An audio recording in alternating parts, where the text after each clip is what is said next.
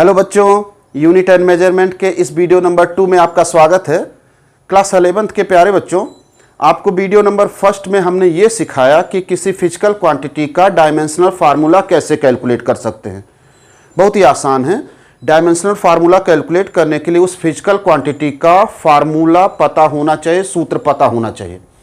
अगर फार्मूला पता है तो हम किसी भी फिजिकल क्वांटिटी का डायमेंशनल फार्मूला कैलकुलेट कर सकते हैं।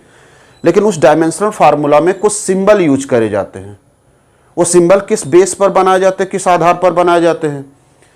लेंथ के लिए जो फंडामेंटल फिजिकल क्वांटिटी है, अगर याद करो वीडियो नंबर 1 को देखे होगे तो जो लेंथ फिजिकल क्वांटिटी है उसके लिए डायमेंशनल सिंबल एल यूज किया जाता है। मास के लिए dimensional symbol capital M use किया जाता है। टाइम के लिए dimensional symbol capital T use किया जाता है। मोस्टली जो स्पेलिंग है इनका, उसका फर्स्ट लेटर, फंडामेंटल यूनिट का स्पेलिंग का फर्स्ट लेटर ही उसका डायमेंशनल सिंबल हो जाता है। टेम्परेचर के लिए बच्चों दोनों टी लेटर है, इसलिए यहां पर एक नया सिंबल इंट्रोड्यूस किया जाता है, थीटा। और इलेक्ट्रिक करंट के लिए, इसके लिए तो जो इसका यूनिट है वही इसका डायमेंशनल फार्मूला है, एम्पियर। दोनों के लिए यूज होता है, डायमेंशनल फार्मूला का भी और यूनिट का भी।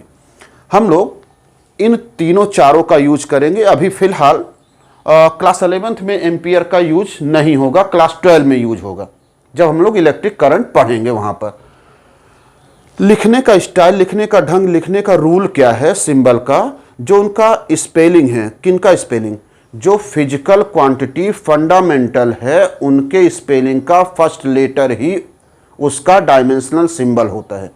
बच्चों पहले वीडियो का जो लास्ट क्वेश्चन था, लास्ट 2 क्वेश्चन थे जो नीट में आए हुए थे 2015-14 में, वो क्वेश्चन इसी कॉन्सेप्ट पर बेस्ड थे। कह ये रहा था कि अगर फोर्स, लेंथ और टाइम, 3 फिजिकल क्वांटिटी मेरे पास फंडामेंटल हो। पहला क्वेश्चन क्या था? फोर्स, लेंथ और टाइम, इसको बना दिया जाए फंडामेंटल क्वांटिटी। मान लो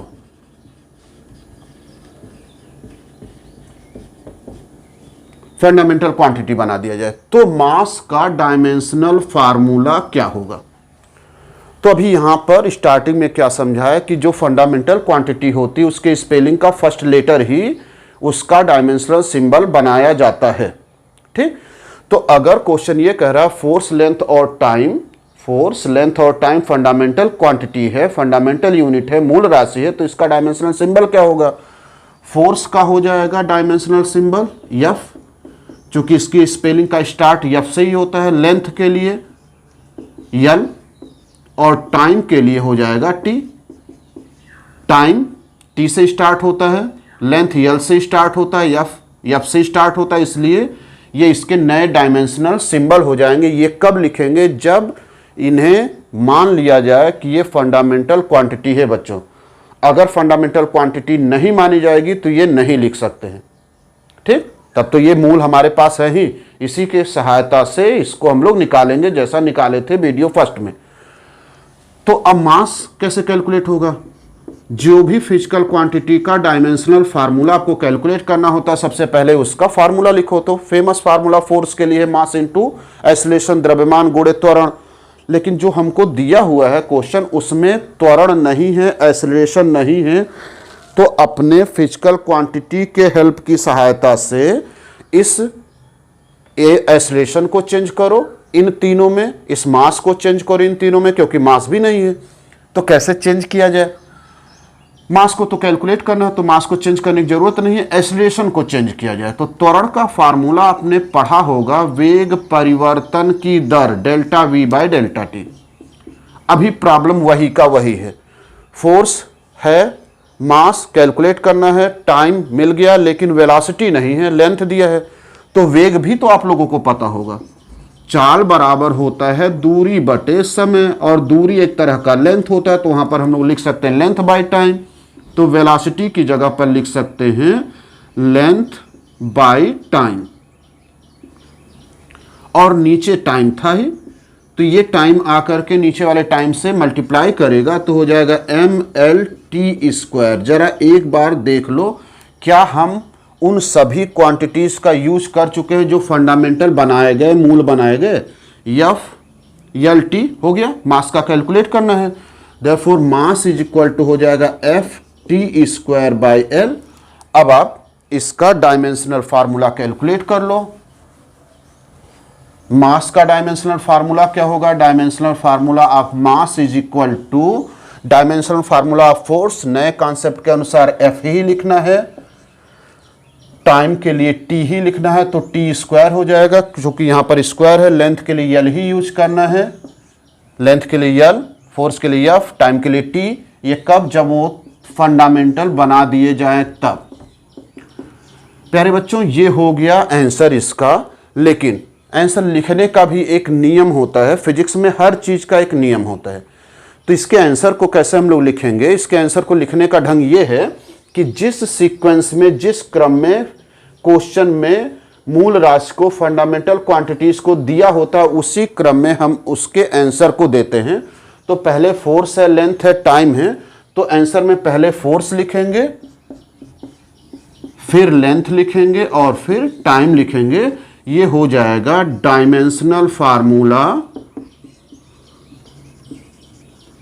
ऑफ मास, यानी कि यम का बीमी सूत्र। देख लीजिए एक बार, इसे हो सके तो नोट कर लीजिए अपने नोट पेपर पर। एक और क्वेश्चन तब देखते हैं, अगर इसे जल्दी से नोट कर लेते हैं। सेकंड क्वेश्चन ये है कि अगर हम एनर्जी, लेंथ और टाइम, वही क्वेश्चन मान लो, वहां पर फोर्स की जगह पर एनर्जी हो जाए। एनर्जी, लेंथ और टाइम को अगर हम लोग ये मान लें कि वो फंडामेंटल क्वांटिटीज हैं, तो मास का डायमेंशनल फार्मूला क्या होगा? फोर्स की जगह एनर्जी। तो एनर्जी के लिए चूंकि फंडामेंटल क्वांटिटी है तो एनर्जी ई से स्टार्ट होता है, इसलिए उसका डायमेंशनल सिंबल ई हो जाएगा। अब ऐसा फार्मूला सोचो जिसमें मास आता हो, एनर्जी आता हो, वो भी आप लोगों को याद ही होगा। फेमस फार्मूला है आइंस्टीन का, इक्वल टू mc², जहां पर c वेलोसिटी है, c वेग है। बच्चों यहां पर कहीं वेग नहीं लिखा है, लेंथ और टाइम लिखा है। तो आप जानते ही हो कि velocity is equal to distance by time. Distance length ही होता है, तो लेंथ बाय टाइम हम लोग लिख सकते हैं। तो मास लेंथ बाय टाइम का स्क्वायर, यानी कि मास length square by time square. हम लोगों को मास कैलकुलेट करना है डायमेंशनल फार्मूला के रूप में, तो ET²/L²। इसलिए dimensional formula of mass is equal to हो जाएगा dimensional formula of energy, energy के लिए E, dimensional formula of time, time के लिए T, T का स्क्वायर, और लेंथ के लिए L ही यूज करना है, चूंकि ये सब बना दिया गया फंडामेंटल क्वांटिटी। सॉल्व कर लो, ET² L⁻²। किस सीक्वेंस में लिखेंगे? जिस सीक्वेंस में गिवन है, एनर्जी गिवन है, लेंथ गिवन है, टाइम गिवन है, तो पहले हम लोग लिखेंगे एनर्जी, फिर लिखेंगे लेंथ, फिर लिखेंगे टाइम। ये हो गया डायमेंशनल फार्मूला ऑफ मास। एक क्वेश्चन हम दे रहे हैं बच्चों, इसको जरा सॉल्व करना और फिर जरा कमेंट बॉक्स में हो सके तो आंसर देने की कोशिश करेगा, और अगर कोई डिफिकल्टी होगी तो फिर बताएगा, फिर समझाएंगे। क्वेश्चन ये है कि अगर वेलोसिटी, फोर्स और टाइम, इन तीनों को फिजिकल, ये जो तीनों फिजिकल क्वांटिटी हैं, इनको अगर हम फंडामेंटल क्वांटिटी बना दें, ध्यान से सुन लेना, वेलोसिटी, फोर्स और टाइम तीनों को अगर हम फंडामेंटल क्वांटिटी बना देते हैं, तो मास का डायमेंशनल फार्मूला क्या होगा? इसे जरा कैलकुलेट करके कमेंट बॉक्स में लिख देना, ठीक है। और अगर नहीं आएगा तो ये भी लिख देना कि नहीं आ रहा है, नहीं समझ में आ रहा है, हार्ड है, तो हम इसे फिर से अगले वीडियो में कंसीडर कर लेंगे। तो बच्चों ये तो बात थी पिछले वीडियो की, वीडियो नंबर 1 की। इस वीडियो में हम लोगों को जो पढ़ना है वो फिजिकल क्वांटिटीज का जो डायमेंशनल फार्मूला कैलकुलेट कर रहे थे, उसका कुछ प्रॉपर्टी डिस्कस करनी है, उस प्रॉपर्टी का कुछ क्वेश्चन पढ़ना है। तो पहला जो प्रॉपर्टी होती है वो होता है होमोजेनिटी रूल। होमोजेनिटी रूल, समांगता नियम। आसान सा नियम है, सब लोग जानते हो। होमोजेनिटी रूल, समांगता का नियम क्या है बच्चों? जिस तरह से ये कहा जाता है कि भारत में रहने वाले जितने भी सिटीजन हैं, जितने भी नागरिक हैं, सब होमोजेनियस है, सभी समान हैं। हिंदू, मुस्लिम, सिख, ईसाई सभी लोग समान हैं, एक ही रूल को फॉलो करते हैं जो उनको कॉन्स्टिट्यूशन ने दिया है। ठीक उसी तरह से किसी इक्वेशन में जितने टर्म्स होते हैं, जितने पद होते हैं, उन सभी पदों का डायमेंशन सेम होता है, उन सभी पदों का यूनिट सेम होता है, वो सभी पद सेम होते हैं, सिमिलर होते हैं। किसी इक्वेशन में यूज किए गए सभी पद सिमिलर होते हैं। इसको और ठीक ढंग से कहा जाए तो ये कह सकते हैं कि समान राशियां ही जोड़ी जा सकती हैं और समान राशियां ही घटाई जा सकती हैं। हम लीटर में लीटर ही जोड़ सकते हैं, हम किलोग्राम में किलोग्राम ऐड कर सकते हैं, हम न्यूटन में से न्यूटन सब्ट्रैक्ट कर सकते हैं, घटा सकते हैं। देखो, गुणा और भाग में यानी कि मल्टीप्लिकेशन और डिवीजन में ऐसा कोई भी रूल नहीं है। आप किसी का किसी में मल्टीप्लाई कर सकते हो, किसी में से किसी का डिवीजन कर सकते हो, लेकिन एडिशन और सब्ट्रैक्शन में, जोड़ और घटाना में कुछ रूल है। समान राशियां ही जोड़ी जा सकती हैं और समान राशियां ही घटाई जा सकती हैं। इसी को कहते हैं समांगता का नियम, होमोजेनिटी रूल।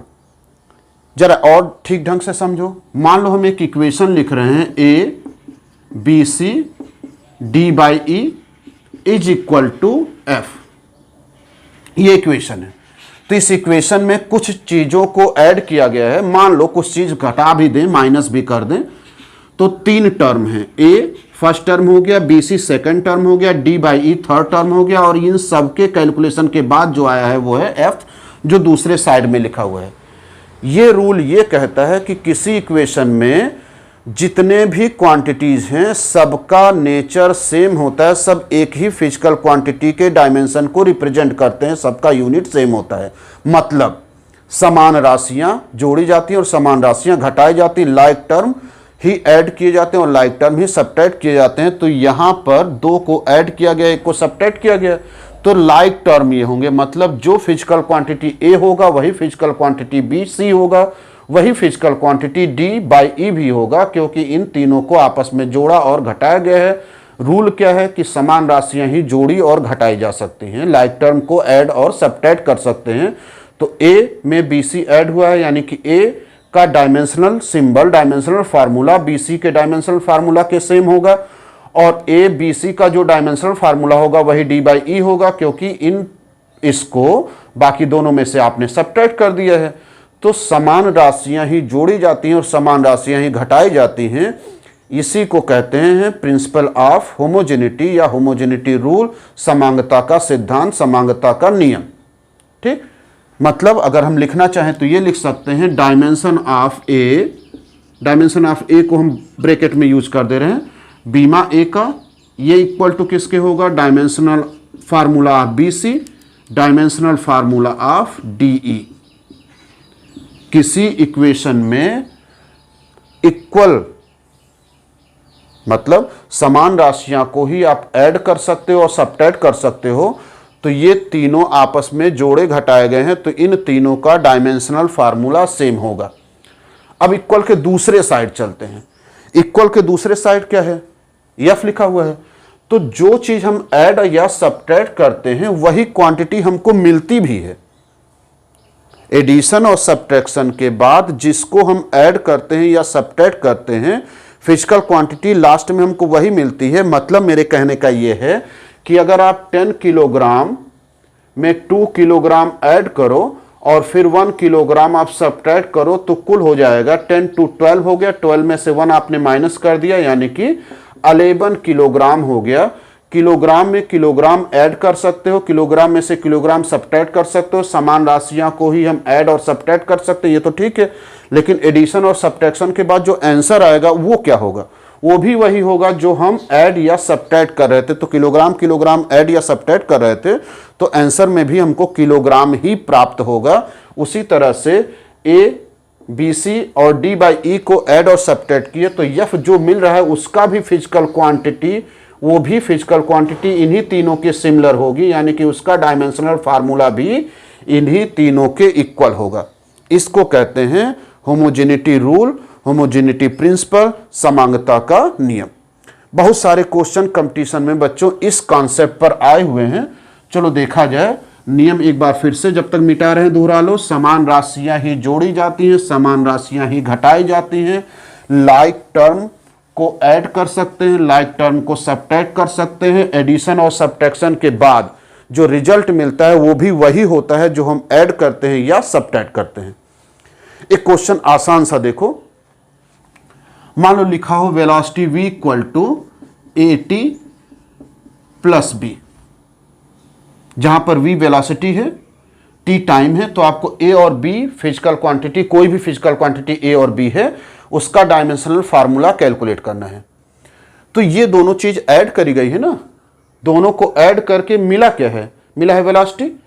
तो किसको किसको ऐड करेंगे कि हमको वेलोसिटी मिले, वेलोसिटी में वेलोसिटी को ही ऐड करेंगे तभी तो वेलोसिटी मिलेगा।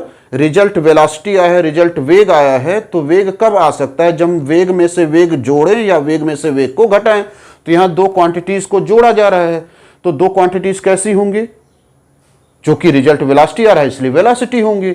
यानी कि AT का जो डायमेंशनल फार्मूला होगा, dimensional formula of AT is equal two dimensional formula of V। Therefore A का डायमेंशनल फार्मूला क्या हो जाएगा, A का बीमीय सूत्र V बाई टी, वेलोसिटी का आप जानते ही हो LT power -1 by T transfer करो तो हो जाएगा T का पावर -1, +1 पावर है ना, ऊपर ले जाएंगे तो माइनस साइन चेंज हो जाता है, पावर हो जाएगा -2। ये हो गया फिजिकल क्वांटिटी A का डायमेंशनल फार्मूला। बच्चों ये भी कह सकते हो कि सर जी यहां पर तो V की जगह V नहीं लिखे हैं, LT पावर -1 लिखे हैं। तो जरा सोचो हमने क्या समझाया इसी वीडियो के पहले वाले पार्ट में। हमने आपको बस इतना समझाया कि अगर फिजिकल क्वांटिटी को फंडामेंटल कंसीडर करा जाएगा तभी वो नियम लगाएंगे। यहां फंडामेंटल नहीं कहा है ना, यहां पर तो केवल नॉर्मल क्वांटिटी है, इसलिए ये सब फंडामेंटल क्वांटिटी नहीं है, इसलिए इसकी जगह पर V नहीं यूज किए, जो मेन था वो यूज किया गया। ठीक है, अगर हम चाहें तो इसकी यूनिट भी लिख सकते हैं, unit of A, unit of A यानी कि A का मात्रक भी लिखा जा सकता है। चूंकि इतना तो पता लग गया कि L for length, length measure किया जाता है मीटर में, T for time, time measure किया जाता है सेकंड में, तो हो जाएगा मीटर पर सेकंड स्क्वायर। B क्या होगा, B AT के साथ ऐड किया गया है, तो दो समान चीजें ही तो ऐड करेंगे, यानी कि B का जो डायमेंशनल फार्मूला होगा वही AT का डायमेंशनल फार्मूला होगा। और AT क्या है, वेलोसिटी V है, यानी कि B भी किसको रिप्रेजेंट करेगा, वेलोसिटी V को व्यक्त करेगा। तो B का डायमेंशनल फार्मूला हो जाएगा, dimensional formula of B is equal two dimensional formula of AT, और AT क्या है, वेलोसिटी है, तो dimensional formula of velocity, velocity का होता है LT पावर -1। और अगर यूनिट लिखना चाहें, मात्रक लिखना चाहें, तो हो जाएगा मीटर सेकंड पावर -1, मीटर प्रति सेकंड, मीटर पर सेकंड। एक और क्वेश्चन देखो, S equal to AT minus BT square में जो A है और B है, इसका जरा डायमेंशनल फार्मूला कैलकुलेट करो। तो कोशिश करिए डायमेंशनल फार्मूला इसका क्या आएगा, मेरे साथ साथ ही कोशिश करो, या आप मेरे से पहले कैलकुलेट कर लो। अगर आ जाता है तो बहुत ही अच्छा, आप सारे सवाल लगा सकते हो इस तरह के। तो चलिए, इतने में आपका हो गया होगा। अब हम शुरू करते हैं। AT में से BT स्क्वायर माइनस किया गया है, यस यहां पर डिस्टेंस है, विस्थापन है, T टाइम है, ठीक है। तो ये विस्थापन दूरी है, टी टाइम है, तो ए और बी का डायमेंशनल फार्मूला कैलकुलेट करना है। एटी में से बी टी स्क्वायर माइनस करे हैं, ये दोनों समान चीजें होंगी तभी माइनस कर सकते हैं, क्योंकि समान फिजिकल क्वांटिटी को ऐड कर सकते हैं, समान फिजिकल क्वांटिटी को सब्ट्रैक्ट कर सकते हैं। और जोड़ने या घटाने के बाद मिलेगा क्या, जिस तरह से यहाँ ऐड करने के बाद वेलोसिटी मिली थी उसी तरह से यहाँ पर सब्ट्रैक्ट करने के बाद दूरी मिला है, यानी कि दूरी में से दूरी घटाएंगे, दूरी में से दूरी सब्ट्रैक्ट करेंगे तभी तो दूरी मिलेगा। यानी कि AT जो है वो किसके इक्वल है, यस के इक्वल है, इसलिए A इक्वल टू हो जाएगा यस बाई टी। तो डायमेंशनल फार्मूला हो जाएगा of A equal to distance का डायमेंशनल फार्मूला, डिस्टेंस लेंथ होता है, बाई टाइम यानी कि LT पावर -1। यूनिट लिखना चाहे तो metre second to the power -1 metre पर सेकेंड हो जाएगा, ठीक इनके जैसे। BT square dimensional formula of BT square क्या होगा, BT स्क्वायर को AT में से माइनस करा गया तो दोनों इक्वल होंगे, क्योंकि समान राशि ही घटा सकते हैं, लाइक टर्म को ये माइनस कर सकते हैं, और ये दोनों माइनस करके डिस्टेंस दे रहे हैं, इसका मतलब यह भी डिस्टेंस के इक्वल होगा। तो BT स्क्वायर भी डिस्टेंस के इक्वल है, देयरफॉर B इक्वल टू हो जाएगा S by T square. S यहाँ डिस्टेंस है, तो dimensional formula for B equal to हो जाएगा डिस्टेंस के लिए L, टाइम के लिए T का स्क्वायर लिखा है तो T का square, L T power -2। Unit लिखना चाहो तो लेंथ मेजर किया जाता मीटर में, टाइम मेजर किया जाता सेकंड में, तो हो जाएगा metre second to the power -2 metre पर सेकंड स्क्वायर। अच्छा, अगर आप फिजिकल क्वांटिटी का डायमेंशनल फार्मूला कैलकुलेट कर चुके हो ना, तो आपसे ये भी पूछ सकता है कि वे फिजिकल क्वांटिटी किसको रिप्रेजेंट करते हैं, मतलब इस इक्वेशन में जो A है कैपिटल A और कैपिटल B वो किस फिजिकल क्वांटिटी को रिप्रेजेंट कर रहे हैं। तो A का जो डायमेंशनल फार्मूला है वो LT-1 आया है, तो LT पावर -1 अगर आया है तो LT पावर -1 वेलोसिटी को रिप्रेजेंट करता है, यानी कि ये वेलोसिटी है। BT का डायमेंशनल फार्मूला LT पावर -2 आया हुआ है, तो अगर याद किए होंगे तो ये एक्सेलरेशन त्वरण है, इसलिए B यहाँ पर त्वरण को रिप्रेजेंट कर रहा है। ठीक, तो इस तरह से हम फिजिकल क्वांटिटी पहचान सकते हैं, किसी फिजिकल क्वांटिटी का डायमेंशनल फार्मूला कैलकुलेट कर सकते हैं, और डायमेंशनल फार्मूला जब कैलकुलेट हो जाए तो उस फिजिकल क्वांटिटी का यूनिट भी कैलकुलेट कर सकते हैं। एक और क्वेश्चन देखिए,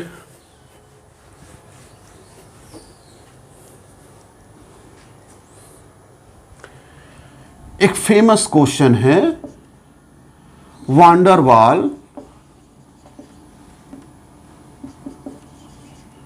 इक्वेशन, ये आप पढ़ोगे आगे।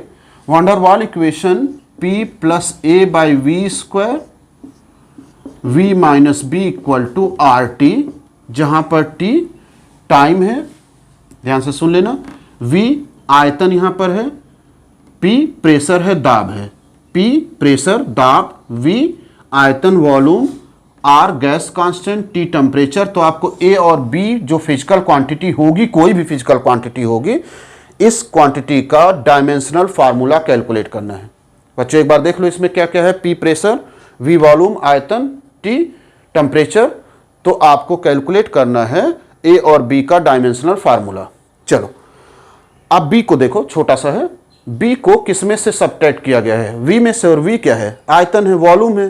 तो आयतन में से आप क्या माइनस कर सकते हो, समान चीजें ही तो माइनस और ऐड कर सकते हो। तो अगर ये आयतन है, चलिए फिर से सुनिएगा, अगर ये आयतन है तो आयतन में से आप क्या माइनस कर सकते हो, आयतन में से आप आयतन तो ही माइनस कर सकते हो, क्योंकि लाइक टर्म को ही हम ऐड कर सकते हैं, लाइक टर्म को हम सब्ट्रैक्ट कर सकते हैं, तो समान राशियां ही तो सब्ट्रैक्ट होंगी। तो अगर V आयतन है तो B भी क्या होगा, आयतन होगा। लो चुटकी बजाते ही सॉल्व हो गया। B का डायमेंशनल फार्मूला क्या होगा, आयतन का डायमेंशनल फार्मूला, और आयतन का डायमेंशनल फार्मूला होता है L3। एक तो सॉल्व हो गया। P plus A by V square, P pressure में इसको ऐड किया गया है, इसको जोड़ा गया है, तो समान राशियां ही तो ऐड कर सकते हैं, यानी कि A बाई वी स्क्वायर ये किसके इक्वल होगा, P के इक्वल होगा। देयरफॉर A इक्वल टू हो जाएगा P इंटू वी स्क्वायर। तो A का डायमेंशनल फार्मूला क्या हो जाएगा, प्रेशर का डायमेंशनल फार्मूला इंटू वॉल्यूम का डायमेंशनल फार्मूला। मान लो प्रेशर हमको नहीं याद आ रहा है, उसका डायमेंशनल फार्मूला नहीं पता है, तो उसका डायमेंशनल फार्मूला निकालेंगे उसके फार्मूले से, फोर्स बाय एरिया, ये हो गया pressure, into volume square. Force का अगर याद है, फोर्स का तो कम से कम याद ही कर लीजिएगा, तो होता है m/L(T)², एरिया का होता है L², और यहां पर ये वेलोसिटी नहीं, यहां पर ये वॉल्यूम है, ध्यान में रखना, जिसका डायमेंशनल फार्मूला होता है L3, लेकिन v का स्क्वायर, इसलिए इसका स्क्वायर हो जाएगा।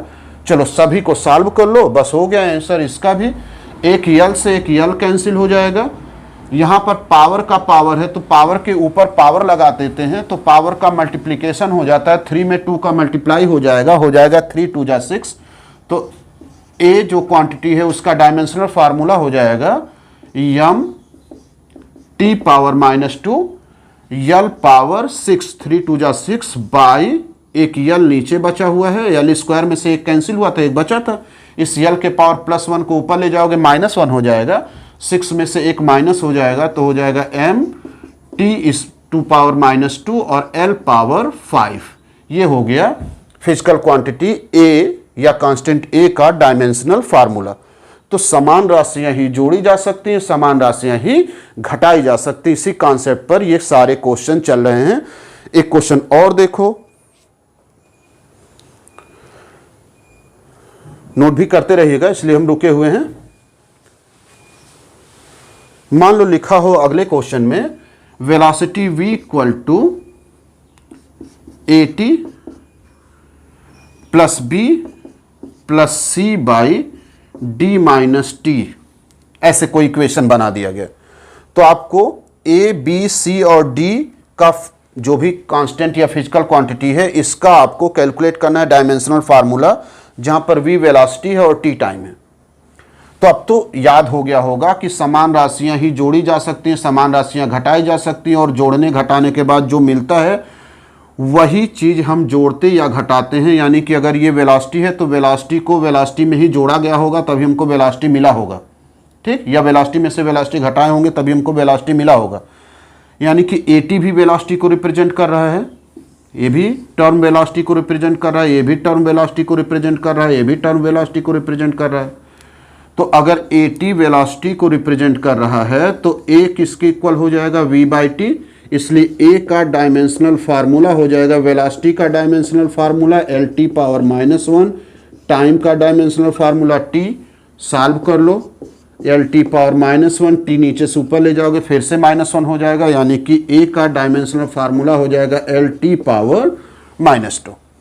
b भी वेलोसिटी को रिप्रेजेंट कर रहा है, तो b का डायमेंशनल फार्मूला हो जाएगा वेलोसिटी का डायमेंशनल फार्मूला, वेलोसिटी का डायमेंशनल फार्मूला होता है L⁻⁻1।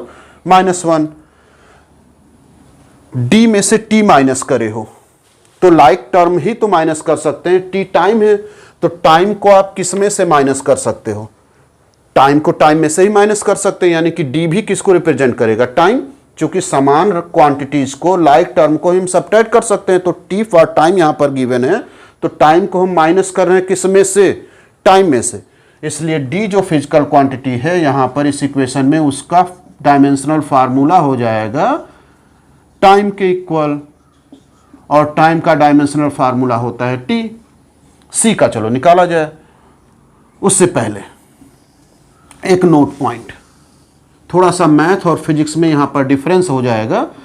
अगर आप डायमेंशनल फार्मूला लेंथ में से लेंथ माइनस कर रहे हो तो मैथ ये कहता है कि 0 मिलेगा, सही भी है, लेकिन 0 क्या मिलेगा, लेंथ में से लेंथ माइनस करोगे तो यहां जो फिजिकल क्वांटिटी आई है जिसका वैल्यू 0 है ना, उसका कह सकते हो वो फिजिकल क्वांटिटी लेंथ को रिप्रेजेंट करेगा, यानी कि 0 L मिलेगा।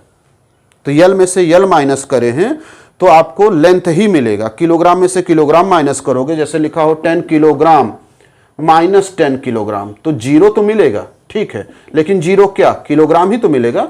तो अगर हम समान क्वांटिटी डायमेंशन को माइनस करते हैं तो वहां पर हम 0 नहीं लिखेंगे, जो फिजिकल क्वांटिटी मिलेगी उसी का डायमेंशन लिख देंगे। तो लेंथ में से लेंथ माइनस करेंगे तो लेंथ ही मिलेगा, तो यह लिखेंगे, टाइम में से टाइम माइनस करेंगे तो टाइम मिलेगा, तो टाइम लिख देंगे। तो इस कॉन्सेप्ट का यहां पर हम यूज करेंगे, इसलिए थोड़ा सा अच्छा क्वेश्चन हो जाता है। c/d - t, ये सब मिल करके वेलोसिटी को रिप्रेजेंट कर रहे हैं, c by d minus t equal to velocity, इसलिए c equal to v into d minus t. तो c का डायमेंशनल फार्मूला क्या हो जाएगा, वेलोसिटी का dimensional formula L T power -1, d minus t, d का डायमेंशनल फार्मूला है T, capital T देख लो, और टी टाइम है तो capital T minus capital T, time में से टाइम माइनस करो, समय में से समय माइनस करोगे तो समय पाओगे। फिर से सुन लेना, टाइम माइनस टाइम जीरो नहीं, टाइम में से टाइम माइनस करोगे तो जो चीज़ें ऐड करी जाती हैं या जो चीज़ें सब्ट्रैक्ट करी जाती हैं एडिशन और सब्ट्रैक्शन के बाद हमको वही क्वांटिटी मिलेगी ना। तो टाइम में से टाइम आप सब्ट्रैक्ट करो, टाइम को टाइम्स के साथ जोड़ो तो हमको टाइम मिलेगा। आपको कहीं मिल जाए 3 कैपिटल टी माने टाइम प्लस टी, ये 4t के इक्वल नहीं लिखेंगे, टाइम में टाइम ऐड करेंगे टाइम ही मिलेगा। अगर वो फिजिकल क्वांटिटी का मैग्नीट्यूड पूछता, फिजिकल क्वांटिटी की वैल्यू पूछती तो 4 लिखते, 0 लिखते। यहां पर क्या मिलेगा उसका डायमेंशन लिखना है, तो टाइम में से टाइम माइनस करेंगे, डी टाइम को रिप्रेजेंट कर रहा है, टी टाइम है ही, तो टाइम में से टाइम माइनस करेंगे, टाइम ही मिलेगा।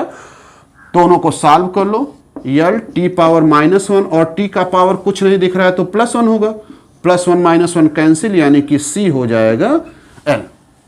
आप यूनिट लिखना चाहो तो यूनिट भी लिख सकते हो, ए का हो जाएगा मीटर पर सेकेंड स्क्वायर, बी का हो जाएगा मीटर पर सेकेंड, डी का हो जाएगा सेकेंड, सी का हो जाएगा मीटर। आप फिजिकल क्वांटिटी को पहचान भी सकते हो, सी यहां पर मीटर को रिप्रेजेंट कर रहा है यानी कि लेंथ लंबाई होगा, डी टाइम होगा, बी वेग होगा वेलोसिटी होगा, और ए यहां पर त्वरण होगा एक्सेलरेशन होगा। थोड़ा सा कठिनाई बढ़ाते हैं बच्चों, क्वेश्चन को थोड़ा कठिन कर रहे हैं।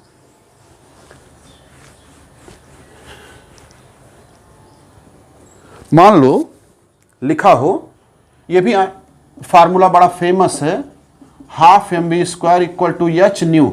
ये फर्स्ट टाइम अगर देख रहे होगे तो ये न्यू है, इस तरह से बना हुआ है -w।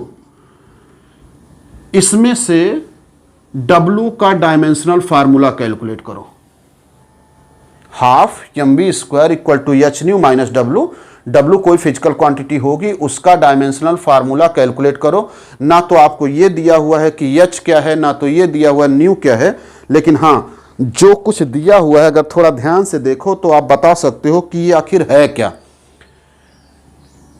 ये पता नहीं क्या है, इसमें से W माइनस किया गया है। W कैलकुलेट करना ये भी नहीं पता है, h न्यू नहीं पता है, लेकिन माइनस किया गया है ये पता है। तो किसमें से किसको माइनस कर सकते हैं, समान राशि को, लाइक टर्म को ही तो आपस में माइनस कर सकते हैं या ऐड कर सकते हैं। लेकिन उनके ऐड करने के बाद, उनके माइनस करने के बाद हमको मिलता क्या है, इनके ऐड करने के बाद, इनके माइनस करने के बाद हमको वही फिजिकल क्वांटिटी मिलेगी जो हम ऐड करेंगे या जो हम सब्ट्रैक्ट करेंगे, जो हम जोड़ते हैं या जो हम माइनस करते हैं, घटाते हैं, वही हमको मिलता है। मिला क्या है, हाफ mv², इसको पहचानते होगे। हाफ mv² गतिज ऊर्जा है, काइनेटिक एनर्जी है। तो इन दोनों के माइनस करने के बाद ऊर्जा मिली है ना, तो अब तो आप सरल कर सकते हो। ऊर्जा कब मिलेगी, जब हम ऊर्जा में से ऊर्जा माइनस करेंगे, एनर्जी में से एनर्जी माइनस करेंगे, तभी तो एनर्जी पाएंगे। एनर्जी कहां से आ रहा है, हाफ mv² काइनेटिक एनर्जी है, तो एनर्जी मिल रहा है इस इक्वेशन में। दोनों को माइनस करने के बाद तो ये दोनों एनर्जी में से एनर्जी माइनस करेंगे तभी रिजल्ट एनर्जी मिलेगा। इसका मतलब ये दोनों एनर्जी होगा, एच न्यू भी एनर्जी होगा और W भी एनर्जी होगा।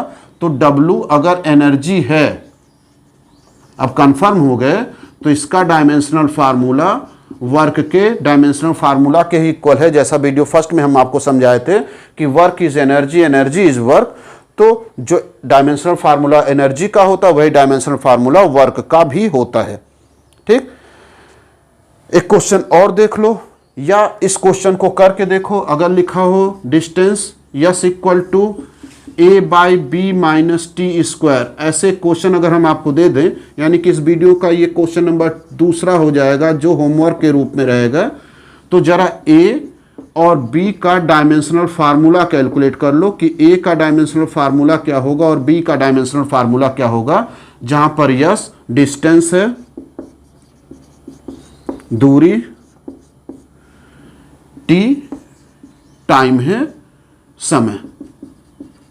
बच्चों 2 क्वेश्चन केवल इस वीडियो में है जो आप सॉल्व करोगे। ठीक है, तो ये जो क्वेश्चन आपको समझाएं ये केवल एक ही कॉन्सेप्ट पर है जिसका नाम है प्रिंसिपल ऑफ होमोजेनिटी रूल, जो होमोजेनिटी रूल है उस पर यह बेस है, जिसे आप कह सकते हो समांगता का नियम, समांगता का सिद्धांत। बच्चों एक तो ये खत्म हो गया। अब आप अपने बुक से इसे सॉल्व करिएगा और जो 2 क्वेश्चन दिए हैं रिक्वेस्ट है कि इसे सॉल्व करके कमेंट बॉक्स में जरूर लिख देना, ठीक। और कोई कठिनाई होगी तो उसे भी लिखना, अगले वीडियो में सॉल्व करा जाएगा। थोड़ा सा एक प्रॉपर्टी और है, उसे भी पढ़ लो। जो पावर होता है, आप लिखते हो ना x² e⁵ किसी भी फिजिकल क्वांटिटी का जो पावर होता है ना वो डायमेंशन लेस होता है। रूल को फिर से सुनो ध्यान से। पावर घात, ठीक है, याद आया घात। पावर जो क्वांटिटी है वो डायमेंशन लेस है, उसका कोई बीमा नहीं होता है। जैसे अगर मान लो लिखा हो e⁻⁻a × x, जहां पर x डिस्टेंस है, ये किसको रिप्रेजेंट कर रहा है? डिस्टेंस, दूरी को रिप्रेजेंट कर रहा है। तो a का डायमेंशनल फार्मूला क्या होगा? कॉन्सेप्ट अब बदल रहा है, पावर की चर्चा करेंगे। पावर घात जो होते हैं वो डायमेंशन लेस होते हैं, उनका कोई बीमा नहीं होता। कोई बीमा का मतलब उसमें मास नहीं होता है m⁻0, उसमें लेंथ नहीं होता है l⁻0, उसमें टाइम नहीं होता है, ये 3 तो कॉमन होते हैं, उसमें बाकी कुछ भी नहीं होता है, ठीक। तो डायमेंशन लेस क्वांटिटी होती है, उनका कोई डायमेंशन नहीं होता है, वो बीमा विहीन होती है। कौन? घात, पावर, ठीक। तो ax माइनस ax या ax कहां पर लिखा गया है? वो पावर में लिखा है ना, तो वो डायमेंशन लेस क्वांटिटी है। पावर का कोई डायमेंशन नहीं होता, यानी कि ax का डायमेंशन जो होगा वो क्या होगा? कोई भी डायमेंशन नहीं होगा, मास नहीं होगा, तो m⁻0, l⁻0, t⁻0। ये क्यों लिखा गया? क्योंकि पावर घात का कोई डायमेंशन नहीं होता है। घात में ना तो मास होता है, घात में ना तो लेंथ होता है, पावर में ना तो टाइम होता है, ना तो करंट एम्पियर होता, कुछ भी नहीं होता है। तो सबका पावर 0 लिख दिया गया। 3 मेन होते इसलिए 3 को लिख दिया गया, एम्पियर मोल वगैरह नहीं लिखा गया। चाहे तो लिख सकते हैं लेकिन कोई मतलब नहीं है। अच्छा, ये भी आप लिख सकते हो किसी भी फिजिकल क्वांटिटी का या कोई भी मैथमेटिकल नंबर हो, उसका पावर 0 = 1, m का पावर 0 1 हो जाएगा, l का पावर 0 1 हो जाएगा, t का पावर 0 1 हो जाएगा। तो इन सब की जगह 1 भी लिख सकते हैं। फिर से कॉन्सेप्ट को सुनो, नियम को सुनो। किसी भी पावर का डायमेंशन नहीं होता, यानी कि पावर डायमेंशन लेस क्वांटिटी होती है, बीमाहीन राशि होती है। तो ये पावर ax लिखा हुआ, चाहे -ax लिखा हुआ, चाहे +ax लिखा हुआ है, पावर है ना, तो पावर है तो इसका कोई डायमेंशन नहीं होगा। ax पावर में था, इसका कोई डायमेंशन नहीं होगा, ठीक।